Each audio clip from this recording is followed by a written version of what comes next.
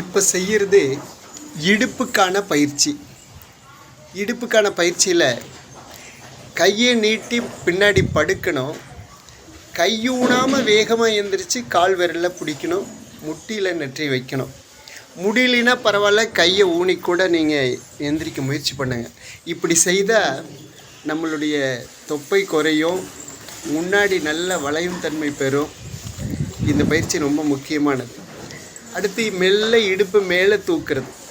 எப்பவுமே முன்னாடி வளைஞ்சால் அதுக்கு பின்னாடி வளையிற பயிற்சியும் செய்யணும். இடுப்பு நல்லா மேலே தூக்குறது, சைடில் முறுக்கிறோம் உடம்பை, அதே போல் சைடில் வளையிறோம்.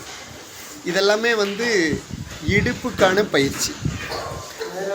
இந்த இடுப்புக்கான பயிற்சி செய்யும்போது நம்ம முதல்ல செய்கிறவங்களுக்கு கொஞ்சம் சிரமமாக இருக்கலாம். ஆனால் கவலைப்பட வேண்டாம், மெதுவாக செய்யலாம். இது நான் தினசரி யோகா பண்ணுறதுனால எனக்கு ஈஸியாக இருக்கும். குழந்தைங்க சின்ன ஸ்கூல் பிள்ளைங்க ரொம்ப இளம் வயசுங்கிறதுனால அவங்களுக்கும் ரொம்ப ஈஸியாக அழகாக செய்வாங்க. அவங்களும் தொடர்ந்து செஞ்சுக்கிட்டு இருக்கிறதுனால.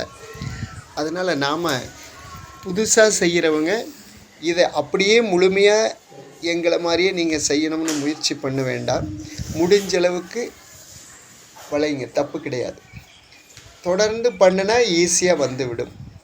முயற்சி பண்ணி பாருங்கள். அடுத்து கைகளில் 4 ஜாயிண்ட் இருக்குதுன்னு சொன்னேன். முதல் கை விரல், கணுக்கை, அடுத்து முழங்கைக்கான பயிற்சி, தோள்பட்டைக்கான பயிற்சி. இந்த 4 ஜாயிண்ட்டுகளுக்கான பயிற்சி.